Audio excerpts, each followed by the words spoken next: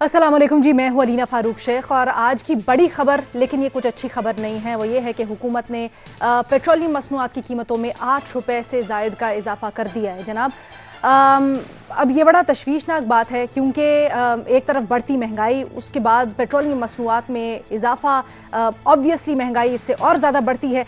साथ ही साथ चीनी की अगर हम बात करें, अशय खोरोनोश की बात करें तो उसमें भी इजाफा देखा जा रहा है। पिछले 2 से 3 हफ्ते के दौरान में अशय खोरोनोश की कीमतों में मुसलसल इजाफा हो रहा है। चीनी को ही ले लें जनाब, 150 से 155 रुपए फी किलो फरोख्त हो रही है। मुख्तलिफ शहरों से मुल्क के ये रिपोर्ट हो रहा है, लेकिन कोई कंट्रोल करने वाला नहीं है, कोई मैकेनिज्म इन प्लेस अभी तक नजर नहीं आता।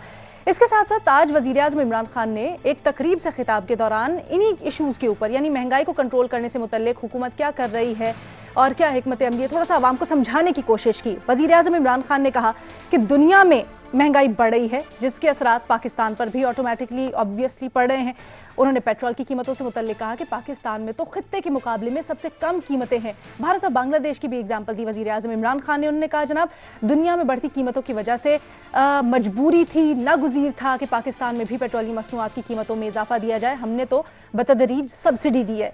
फिर जो फूड इन्फ्लेशन, यानी खाने पीने की अशिया में जो इजाफा हो रहा है, की कीमतों में इजाफा हो रहा है, पूरी दुनिया में महंगाई की बात वज़ीर आज़म ने करते हुए कहा कि इसके असरात पाकिस्तान पर पड़ रहे हैं और हमने खास तौर पर सब्सिडी दी है खाने पीने की अशिया, बुनियादी अशिया के ऊपर। रिलीफ पैकेज का जिक्र कर रहे थे आप, जो कि अभी हाल ही में हुकूमत ने अनाउंस किया है। चीनी के ऊपर वज़ीर आज़म ने बात की। उन्होंने कहा जी, मिल्स मालिकान के ऊपर तो हमने जुर्माने किए, लेकिन मिल्स मालिकान उसके ऊपर स्टे ऑर्डर ले आए। अब हुकूमत क्या कर सकती है? कुछ नहीं कर सकती हुकूमत स्टे ऑर्डर के ऊपर। इसके रद्द अमल में नून लीग के 2 सीनियर रहनुमा एहसन इकबाल साहब और शाहिद खाकान अब्बासी साहब, उन्होंने प्रेस कॉन्फ्रेंस की है और वो कहते हैं जी, हुकूमत और वज़ीर आज़म इमरान खान जो डिटेल्स दे रहे हैं या तौजीहात दे रहे हैं, अवाम को गुमराह कर रहे हैं, गलत बयानी कर रहे हैं, झूठ बोल रहे हैं। सबसे पहले तो उन्होंने जो पेट्रोल और डीजल की कीमतें बढ़ती हुई हैं, इसके ऊपर कहते हैं जी, कीमतों में इजाफे का ताल्लुक बिल्कुल भी आलमी मंडी से नहीं है। भारत की जो वज़ीर आज़म ने मिसाल दी, उसको भी रद्द कर दिया मुस्लिम लीग नून ने, एहसन इकबाल ने। फिर उन्होंने कहा लॉन्ग टर्म प्लानिंग की जो हुकूमत बात करती है वो भी गलत कहते हैं। नून लीग की हुकूमत तो विजन 2025 देके गई थी। इन्होंने, यानी पीटीआई ने, तरक्की से पस्ती की तरफ धकेल दिया है मुल्क को। कहते हैं कि ये जो हुकूमत है, इसका जाना नागुज़ीर है। इसके गए बगैर ये जो महंगाई हो रही है और मुल्क की मईशत गलत समत में है, उसका हल नहीं हो सकता। खबर ये भी है जनाब कि इसी सिलसिले में अपोजिशन के राब्ते भी हो रहे हैं। जो शहबाज शरीफ साहब हैं, लीडर ऑफ द अपोजिशन कौमी असम्बली में, उन्होंने न सिर्फ बिलावल भुट्टो ज़रदारी बल्कि अपोजिशन की दीगर जमातों से राब्ते भी किए हैं और इत्तलात ये हैं कि किसी नई हिकमत अमली पर गौर हो रहा है हुकूमत के खिलाफ। इस सारी सूरत हाल में ये जो एक बार फिर मुतालबा किया जा रहा है अपोजिशन की तरफ से, नए इंतखाबात और हुकूमत के जाने से ही मसाइल हल होंगे, चाहे वो महंगाई का मसला हो या मुल्क की मईशत का। तो क्या ये मुतालबा दुरुस्त है, हाँ या नहीं के ऑप्शंस? यही सवाल हमारा अपने एनालिस्ट से। और पैनल पर आज हमारा साथ दे रहे हैं हफीजुल्लाह नियाजी साहब, मजहर अब्बास साहब, बेनज़ीर शाह साहिबा और इरशाद भट्टी साहब।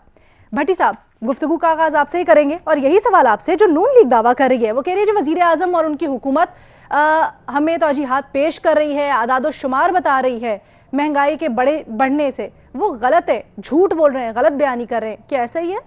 मैडम शेख, पहली बात तो ये है कि आपने लफ्ज़ इस्तेमाल किया अपोजिशन, राबते और हिकमत अमली। इस पर बिलीव मी 3.25 सालों में मातम करने को दिल करता है, ये जो तितर बितर और मुंतशिर अपोजिशन इस पर। दूसरी बात आ जाए, ऊंची उड़ान, महंगाई की ऊंची उड़ान, जीवे मेरा कप्तान।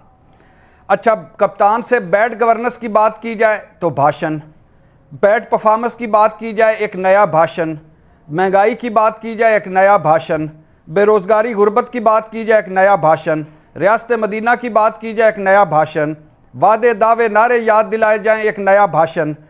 वज़ीर आज़म साहब, अब नो भाषण, अब राशन, राशन और राशन। गरीब आवाम आपसे ये तवक्को कर रही है। अब आ जाइए इस पे, मुश्किल वक्त है, मुश्किल मुल्क है, आबादी बम है, पिछले 30 साल 40 साल से डंग टपाओ पॉलिसियाँ हैं, कर्जे हैं, इलीट क्लास कैप्चर है, कोई शक नहीं। लेकिन वज़ीर आज़म साहब, और ये भी वज़ीर आज़म ठीक कह रहे हैं कि देखें, शुगर कमीशन रिपोर्ट पर अमल दरामद ना हुआ, उसका भी है। शुगर कमीशन मिलों को जुर्माने हुए, उसका भी असर है। शुगर ब्रोकर्स गिरफ्तारियां हुई, उसका भी असर है। हर अदालत से, ये भी ठीक है कि हर अदालत से शुगर माफिया को रिलीफ मिल गया है। लेकिन मैडम शेख, कुछ चीज़ें हैं जो वज़ीर आज़म के इख्तियार में हैं। शुगर कमीशन रिपोर्ट पर अमल क्यों नहीं हुआ? दूसरी बात है, एक फैक्ट्री से 40,000 किलो चीनी बरामद हुई है सरकारी, और सुना जा रहा है कि जो हुकूमत में बैठे हैं उन शुगर वालों के यहाँ सबसे ज्यादा चीनी स्टोर की हुई है, ज़ख़ीरा अंदाजी की हुई है, तो उन पे क्यों नहीं अमल हो रहा? वज़ीर आज़म साहब अमेरिका, मगरब, यूरोप की मिसालें ना दिया करें, वो वेलफेयर स्टेट्स हैं, वहाँ आवाम पहली तरजीह हैं, ज़राए आमदन ज़्यादा हैं, फ़ीकस आमदन ज़्यादा है, रोज़गार मौक़े, गुर्बत थोड़ी है, इनके वो मसाइल नहीं जो हमारे हैं। अपने खित्ते की मिसालें भी ना दिया करें। बांग्लादेश महंगाई देख लें और उनकी करेंसी देख लें। भारत 40 करोड़ मिडिल क्लास है, 4 कैटेगरी बनाकर वो सब्सिडीज दे रहे हैं। कोरोना में 5 किलो आटा, 5 किलो चावल मुफ्त दिए उन्होंने हर बंदे को।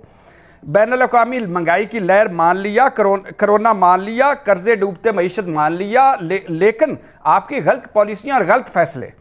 अब आ जाइए इस पर मैडम शेख, सिर्फ एक महीने में जितनी चीनी की कीमत में 1 फी किलो इजाफा हुआ है। 2018 में जितनी चीनी का फी किलो कीमत थी उतना एक महीने में फी किलो इजाफा हो चुका है।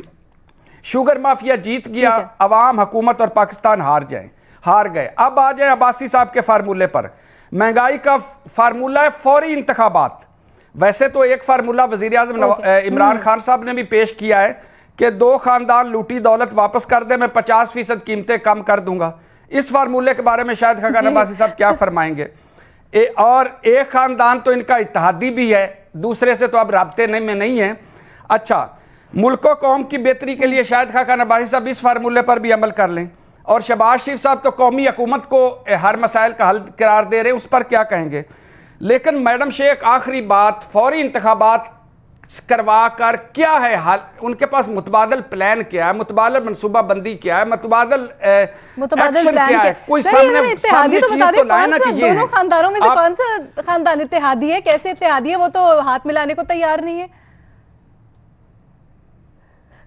नहीं मैडम शेख, मैं शाहिद खाकान अब्बासी साहब से कह रहा हूं कि पीपल्स पार्टी एक खानदान है, उनसे तो वो इत्तेहादी नहीं रहे, लेकिन हाउस ऑफ शरीफ के तो वो करीब के हैं और उनसे तो वो लूटी दौलत वापस ला सकते हैं। इसकी बात कर लेंगे। अच्छा, अब अब्बासी साहब से आखिरी बात कहना है। सर वो तो वजीर आज़म ने लेके आनी थी ना सर। अब इस ऑडिट लेस, परफॉर्मेंस लेस, इस ऑडिट लेस, परफॉर्मेंस लेस और 5% को अंडे बच्चे देने वाली जमहूरियत में 2 ही ऑप्शन है, या तरीके अदमात पेश कर दें, असम्बलियों से निकल जाएं, इस्तीफे दे दें, और या फिर ये है कि इमरान खान असम्बली तोड़ दें। इसके अलावा तीसरा ऑप्शन कोई नहीं है सर। ये बददुआएं देने से हुकूमत नहीं जाएगी। कुछ करें आप, अगर कुछ मुतबादल प्लान सामने लाएं, और या शहबाज शरीफ साहब पर ट्रस्ट करें। वो जो जिन राबतों में हैं, अल्लाह उन पर बरकत डालेगा और उनको खाद और पानी दे।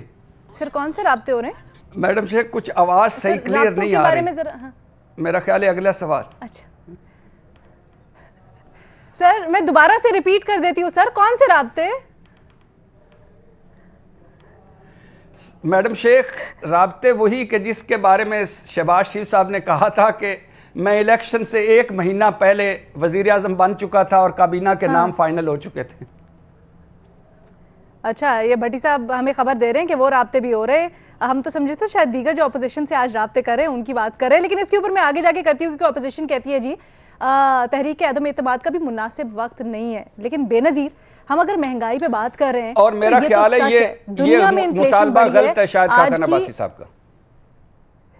ठीक है सर, मैंने वो आपकी ऑप्शन नहीं की नोट कर ली बेनजीर।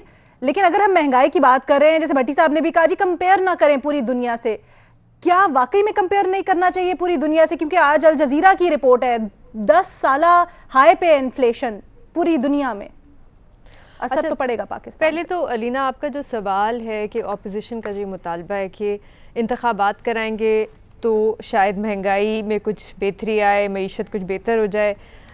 भट्टी साहब की बात बिल्कुल ठीक है कि अगर कल इलेक्शन हो भी जाते हैं तो ऑपोजिशन का क्या प्लान है, मुस्लिम लीग नून का क्या प्लान है, पीपल्स पार्टी का क्या प्लान है? इलेक्शन तो हो जाएंगे, उसके बाद आपकी जब हुकूमत आएगी तो आपका क्या प्लान है? जहाँ तक हुकूमत की बात है अलीना, बड़ी अजीब सी बात है कि 1 तारीख को वज़ीर आज़म कहते हैं कि पेट्रोल की कीमत नहीं बढ़ेगी, 2 दिन बाद वो कहते हैं कि नहीं बढ़ानी पड़ेगी, और फिर सुबह के 2 बजे रात को, मुझे नहीं समझ आया कि इतनी क्या ज़रूरी था कि रात को सुबह के 2 बजे एक नोटिफिकेशन आता है कि पेट्रोल की कीमत बढ़ गई है। تو اب پتہ نہیں اس کو یو ٹرن کہتے ہیں یا بی ٹرن کہتے ہیں, مجھے نہیں پتا اس کو کون سا ٹرن کہتے ہیں اب. لیکن یہ جو بے نظیر, یہ تو بلکہ وزیر اعظم نے جو کہا تھا وہ کر دکھایا. پرسوں وزیر اعظم نے کہا بڑھانا پڑیں گی, بڑھیں گی, وزیر اعظم نے کر دکھایا, بڑھ گئی. بالکل ٹھیک ہے, لیکن اس سے پہلے انہوں نے کہا تھا کہ ہم نہیں بڑھائیں گے. یو ٹرن تو نہیں ہوا. ہاں, پھر اس کو او ٹرن کہہ دیتے ہیں. بزرگ نکلے کہ جو کہا وہ ہو گیا. اچھا, بلکہ تو فواد سرکل ٹرن کہہ دیتے ہیں اس کو.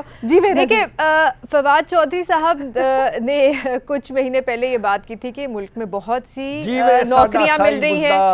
میرے خیال سے وہ شاید ان کو گن رہے تھے جو حکومت ایک کے بعد ترجمان رکھ رہی ہے اس معیشت کو ڈیفینڈ کرنے کے لیے اور اپنی پالیسی کو سپن کرنے کے لیے, کیونکہ میرا خیال سے اور تو شاید کسی کو فائدہ نہیں ہو رہا.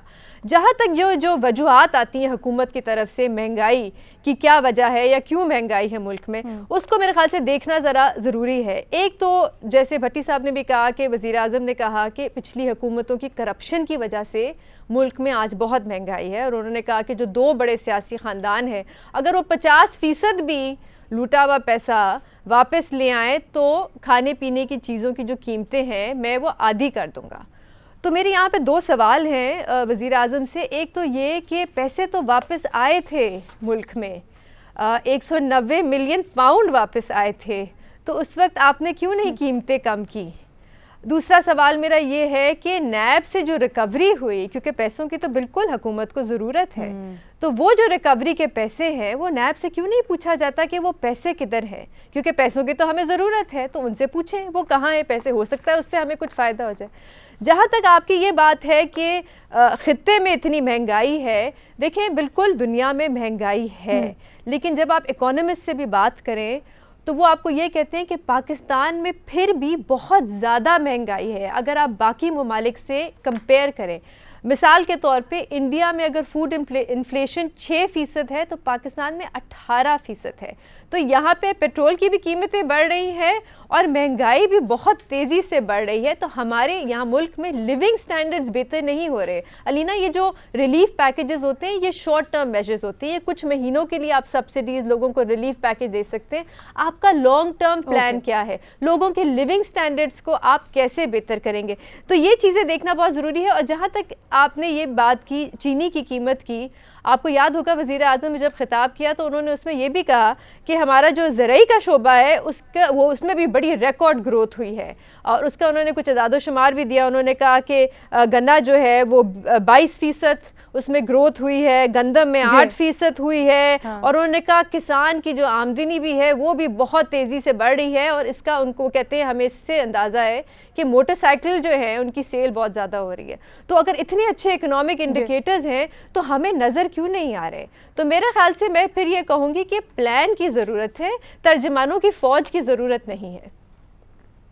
ٹھیک ہے, ٹھیک ہے, that is a legit question. لیکن آپ جو لائف سٹائل یا لوگوں کا جو لیونگ سٹینڈرڈ ہے وہ بڑھنے کی بات کر رہی ہیں, تو ابھی حال ہی میں مجھے یاد ہے پی ٹی آئی نے اپنے آفیشیل اکاؤنٹ سے ایک سٹیٹ بھی شیئر کیا تھا جس میں انہوں نے بتایا تھا کہ بلکہ پاکستان میں تو خطے کے دیگر ممالک کی نسبت اضافہ ہوا ہے لیونگ سٹینڈرڈز میں. اب اس کا پیمانہ کیا ہے, کس طرح ہے؟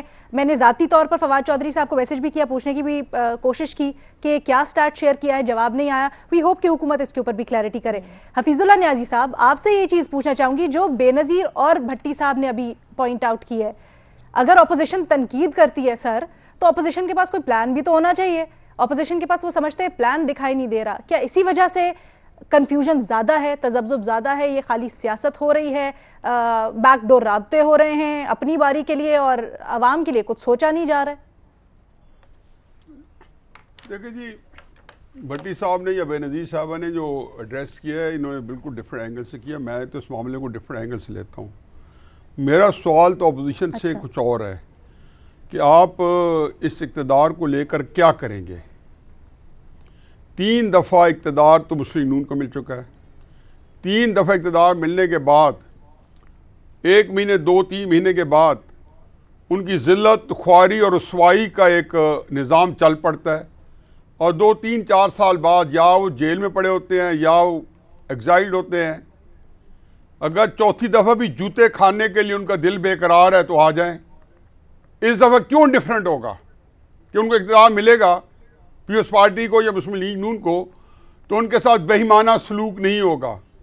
اگر عمران خان صاحب کے ساتھ آج آ کے ہم ایک نظام کے اندر ایک سکم دیکھ رہے ہیں یا کریک دیکھ رہے ہیں جو کہ سب سے آئیڈیل نظام سمجھا گیا تھا پاکستان کی تاریخ میں، پہلی بات. دوسری بات میری یہ سن لیں کہ آج پاکستان جس دلدل میں پھنسا ہوا ہے اس کا حل کسی کے پاس بھی نہیں ہے.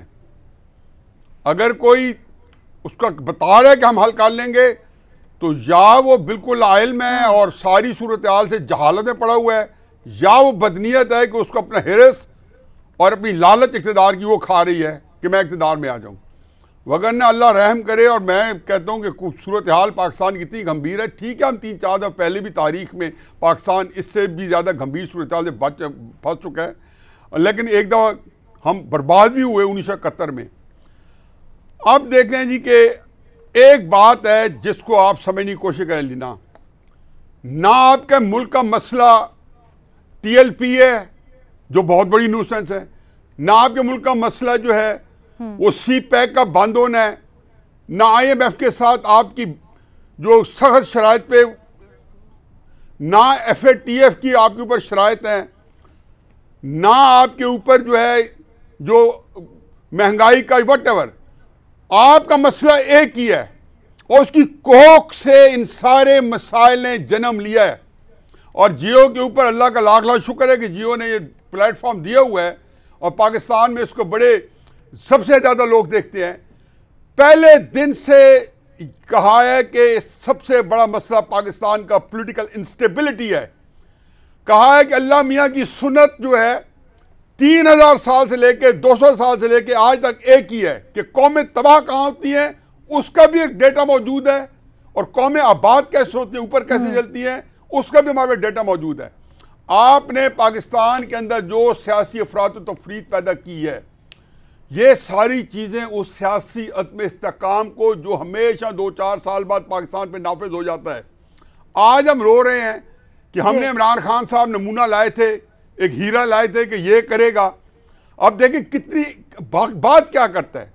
اپوزیشن لیڈر کو میں اس لیے ہاتھ نہیں ملاتا ہوں. میری بات مجھے دو فکریں اور کہنے دیں. کیونکہ ہم جب یہ بات اٹھاتے ہیں، ہم نے پہلے بھی کئی دفعہ اٹھائی ہے، تو آگے سے کاؤنٹر یہ آتا ہے کہ ان کی اپنی غلطیوں کی وجہ سے ہوا ہے، یہ خود کمپرومائز کر جاتے ہیں، پولیٹیکل انسٹیبلٹی انہی کی وجہ سے آئی ہے. میں یہ کہتا ہوں جی کہ انہی کی وجہ، میں کہتا ہوں جی کہ مجھے یہی کہا جاتا ہے جی کہ جو خواجہ ناظم الدین کو ڈسمس کیا تھا ملک غلام محمد نے، تو کہتے ہیں پھر بوگرا نے کیوں اٹھا لیا تھا حلف اگلے دن وزیر اعظم کا. یہ سیاستدانوں نے بڑی 2 نمبری کی تھی. یار میں ان کی غلطیوں کو کنڈون نہیں کر رہا ہوں. اس نے ملک کو نہیں ڈبویا. میں صرف میری باتیں 2 باتیں کر لیں کہ اس پاکستان کے اندر جو اس وقت آپ کا جو کرائسس ہے، مطلب یہ آپ فرما رہے ہیں جی کہ میں اپوزیشن لیڈر کو ہاتھ نہیں ملاتا. یہ چھوٹی بات نہیں کی اس نے. اور کون بندہ کہہ رہے جو پرویز الہی صاحب کے بارے میں خاندادہ صاحب نے چھوٹا سا کلپ دکھایا، کوئی تبصرہ نہیں کیا. That said it all. اب آپ بتائیں کہتے 2 خاندانوں سے. یہ وہ شخص ہے جس کی ایک جیب کے اندر یا نیب پڑی رہی ہے اور ایک جیب کے اندر پاکستان کے سارے بڑے ادارے، اور وہ کہتے رہے کہ ہم ایک پیج پہ ہیں. وہ شخص جس کے پاس ایک مائٹی انڈسٹری ایک انسٹیٹیوشن ہے جس کی پوری دنیا مختلف ہے، اگر وہ ادارہ 3 سال کی لوٹی دولت نہیں واپس لا سکا اور منت ترلے کر رہا ہے. دیکھیں کرائسس ہمارے ملک کا جو ہے وہ بڑا گمبھیر ہے. یہ غیر سنجیدگی سے حکومتیں جو ہے، اب یہی ٹائم چلتا ہے. محمد شاہ رنگیلا کا دور بھی سامنے ہے، بہادر شاہ ظفر کا دور بھی سامنے ہے.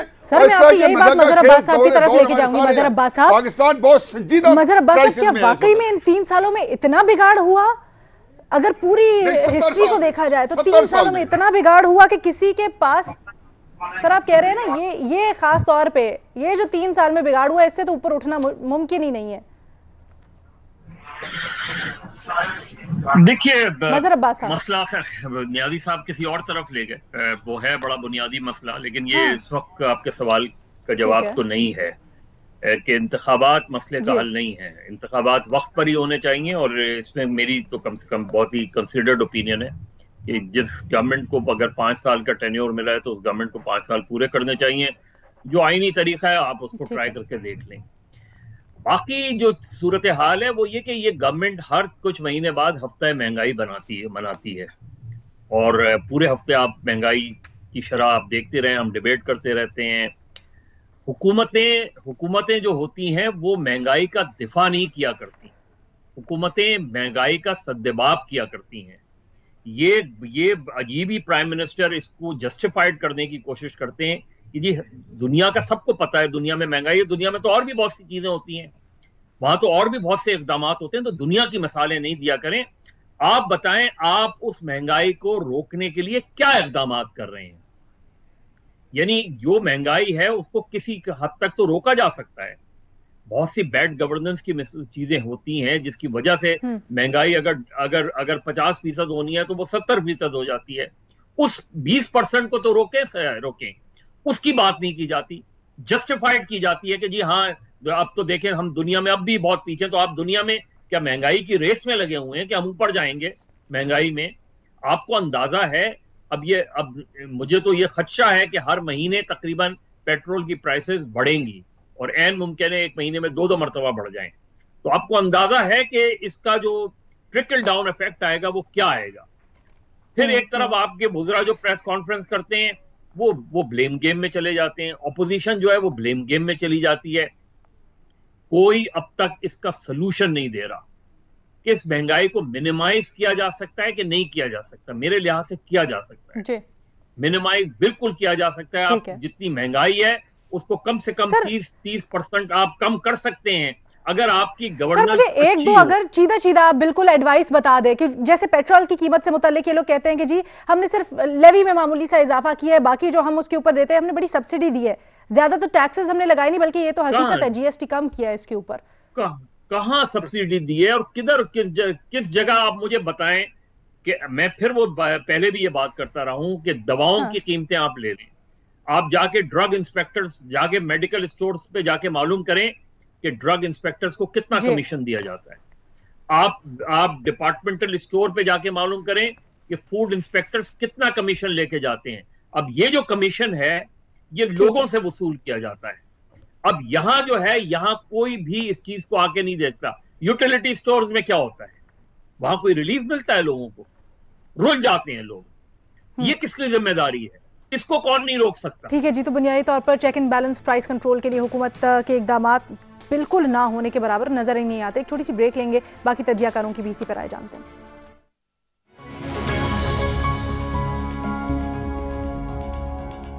ब्रेक के बाद खुशामदीद जी। कल अदम तहरीक तालिबान पाकिस्तान और हुकूमत के दरमियान फायरबंदी और मुज़ाकरात जारी हैं।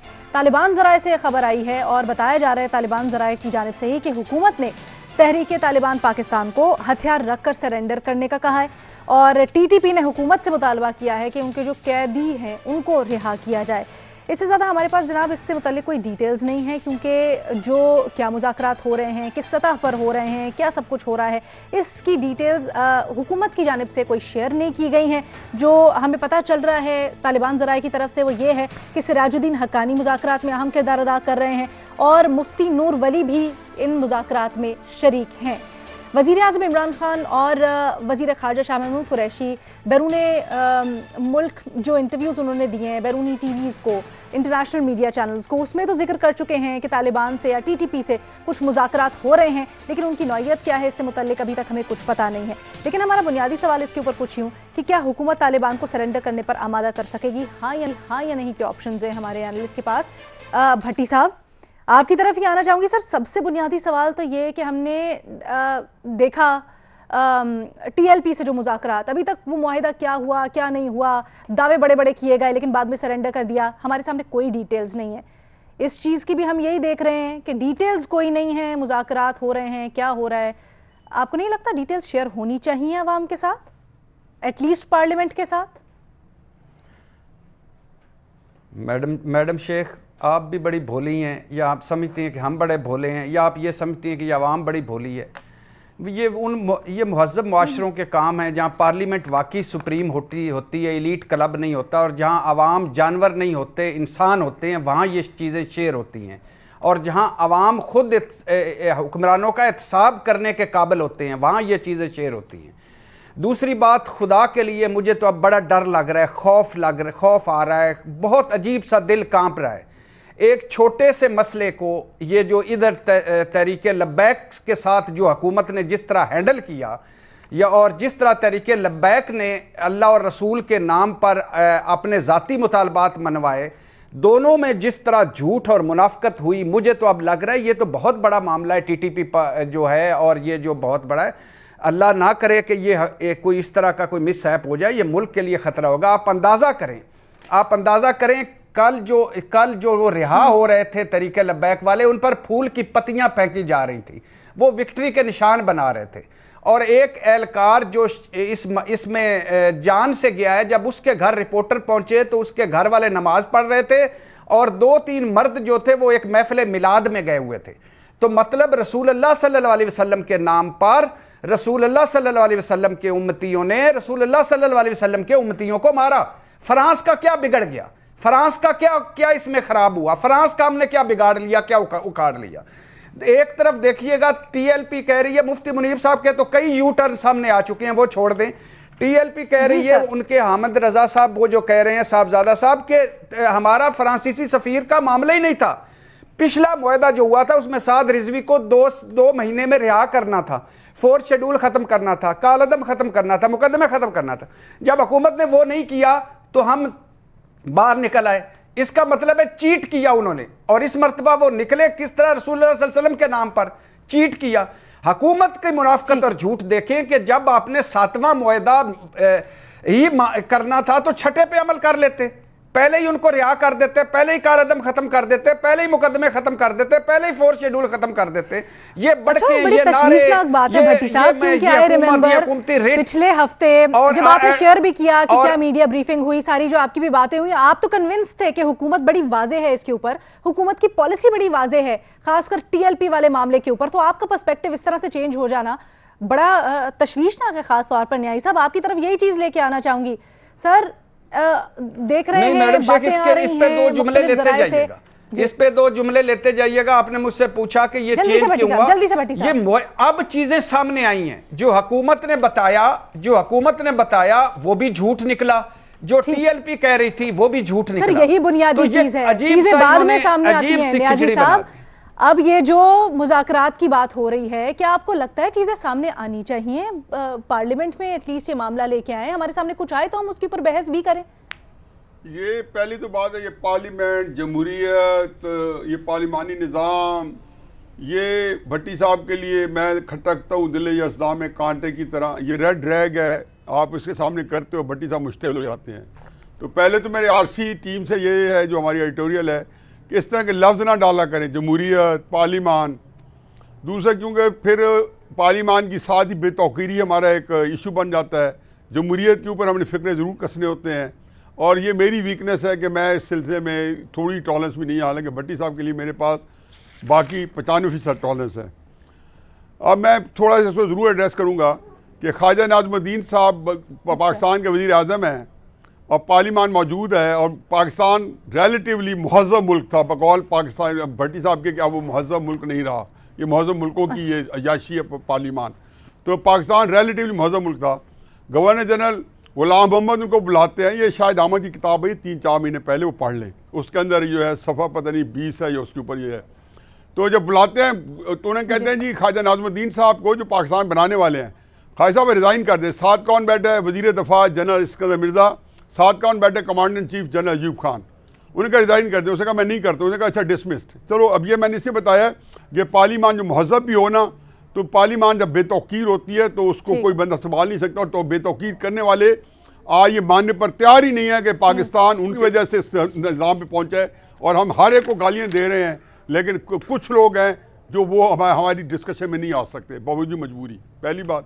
میڈم شیخ دوسری بات یہ بھی بڑھیا جواب دے دیں آپ کھل کے، اس کے بعد میڈم شیخ ہو سکتا ہے مجھے بھی جواب بتانے کے کچھ کہیں اگر ان کی ضرورت پڑی۔ دوسری بات یہ ہے کہ آپ کا سوال ہے جی اسلحہ، دیکھیں پہلی کوئی بندہ قبائلی علاقوں میں ہے، سلیم صافی صاحب ہوتے تو ٹھیک ہے، کوئی نہیں کیا، میں قبائلی علاقے میرے گھر کا بیک یارڈ بھی ہے، میں اتنا آتا جاتا ہوں، رشتہ داریاں بھی ہیں، اسلحہ بھی، راکٹ، بندوق، کلاشن کوفے ہر گھر کے اندر موجود ہیں۔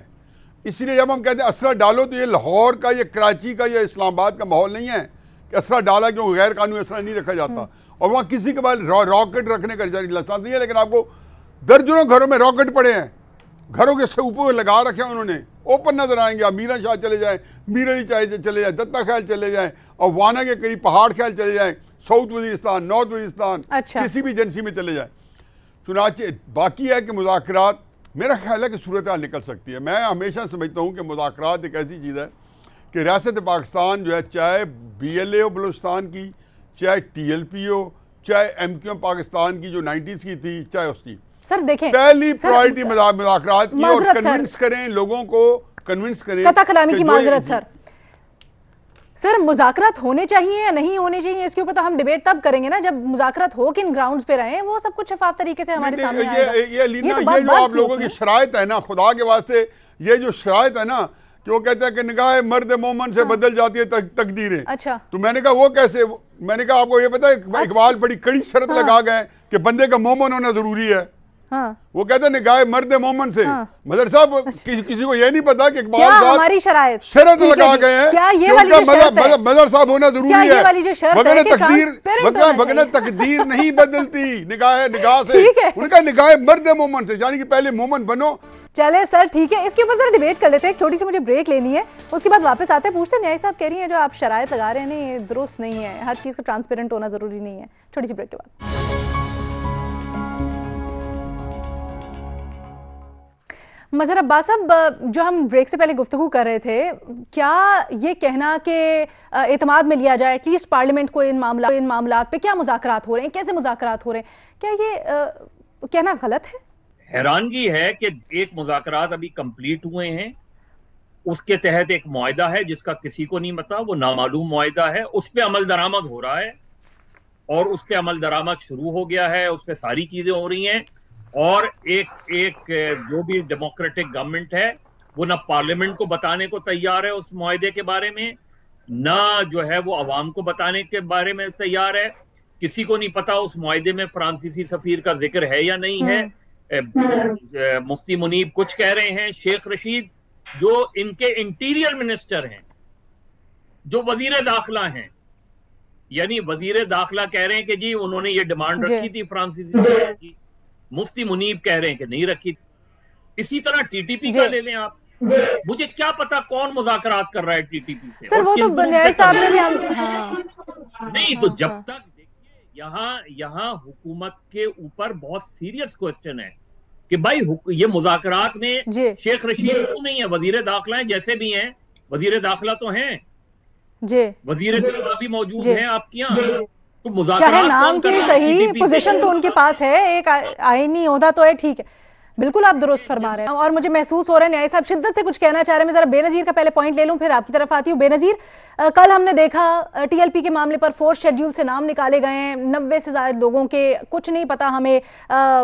اے ٹی اے کے تحت جو کیسز تھے ان کو ختم کرنے کی بات کی جا رہی ہے. اب اگر تحریک طالبان پاکستان کو بھی معاف کر دیا جاتا ہے، ملک کی سیاست کے اوپر اس کا کیا اثر پڑے گا؟ انٹرنیشنلی کیا ہو سکتا ہے؟ کیا بغیر کچھ عوام کے سامنے، پارلیمان کے سامنے لائے ہوئے یہ کام ہو جانا چاہیے؟ درست ہے، نیائی صاحب کہتے ہیں مذاکرات میں کوئی قباحت نہیں ہے.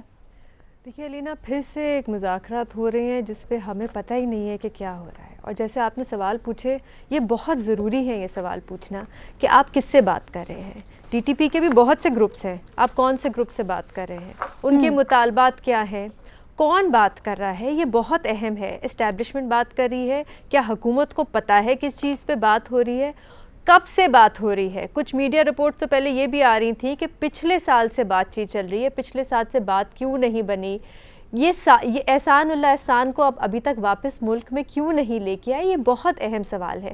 اور اس لیے ایک کنسنسس بنانا، اگر آپ نے یہ فیصلہ کر ہی لیا ہے کہ آپ نے ان سے بات چیت کرنی ہے، تو پارلیمنٹ کے سامنے ایک ان کیمرہ بریفنگ تو آپ دے سکتے ہیں. افغانستان پہ بھی آپ نے دی، تو آپ کو اس پہ بھی دینی چاہیے، کیونکہ یہ صرف آپ کے گھر کا معاملہ نہیں ہے. یہ جو آرگنائزیشن ہے ٹی ٹی پی، یہ U N designated terrorist organisation ہے. اس پہ ابھی کچھ مہینے پہلے یونائٹڈ نیشن سیکیورٹی کاؤنسل نے ایک بڑی سخت رپورٹ کی ہے کہ ٹی ٹی پی کی وجہ سے کتنے زیادہ کراس بارڈر اٹیکس ہو رہے ہیں، ان کے لنکیجز کے بارے میں، ان کی گروپنگز کے بارے میں. تو ان حالات میں پوری دنیا کی نظریں ہیں آپ کے اوپر، تو آپ کو بڑے سوچ سمجھ کے ایک کنسنسس بنا کے ایک اسٹریٹجی بنا کے اس ایشو کو آگے لے کے جانا پڑے گا۔ بھٹی صاحب جلدی جلدی جاتے ہوئے بتا دیں ان مذاکرات کے بارے میں وزیر اعظم کو پتہ ہے؟ میڈم شیخ اگر وہ بھولے بن جائیں تو ایک علیحدہ بات ہے، ورنہ وہ جس طرح ترجمانی کرتے ہیں، آپ کو شاید میں پوچھوں کہ افغانستان کے وزیر اعظم کا نام کیا ہے تو شاید آپ کو نا علم ہو، مگر وزیر اعظم پاکستان جس طرح افغانستان کی ترجمانی کرتے ہیں سب کچھ پتہ ہے ان کو۔ نمبر 2، نیازی صاحب کے کسی دن لمبی ڈیبیٹ کریں گے، میں نیازی صاحب اور مظہر صاحب میرے بہت دونوں قابل احترام بھائی ہیں۔ بات یہ ہے کہ نواز شریف صاحب، زرداری صاحب اور اس سویلین سٹاف نے جتنی پارلیمنٹ کی بے توقیری کی ہے، میری کیا جرت کہ میں ان کی کر سکوں، ان کے ہوتے ہوئے، ان سویلین سٹاف کے ہوتے ہوئے پارلیمنٹ کو کبھی عزت نہیں مل سکتی۔ سر اچھا میں بھٹی صاحب معذرت کے ساتھ، قطع کلامی کی معذرت، بھٹی صاحب میں آپ کو یہیں پہ روکوں گی کیونکہ اگر ہم نے یہ ڈیبیٹ کرنی ہے تو پھر میں چاہوں گی ہمارے تمام پینلسٹ اس میں حصہ لیں، نیازی صاحب کا بھی برابر کا جواب آئے اور پھر آپ اس کا جواب دے سکیں، لیکن انفارچونیٹلی ہمارے پاس ٹائم نہیں ہے، اس لیے ہم بنیادی سوال کو یہ دیں اور اپنے ویورز سے اس چیز کی اجازت چاہیں گے جناب، اگلی دفعہ اس کے اوپر ڈیبیٹ کریں گے، سرسری سی ہم نے آج بھی کی ہے، لیکن یہ جو ٹی ٹی پی والا معاملہ ہے جناب، اس کے اوپر بہت سے سوالات ہیں جو ان آنسرڈ ہیں، ہمارے اینالسٹ کہتے ہیں جی ان کا جواب ملنا چاہیے، نیازی صاحب یہ کہتے ہیں جناب مذاکرات ضرور ہونے چاہیے، اچھی بات ہے۔ اجازت دیجیے، اپنا فیڈ بیک ضرور شیئر کیجیے گا۔ اللہ حافظ۔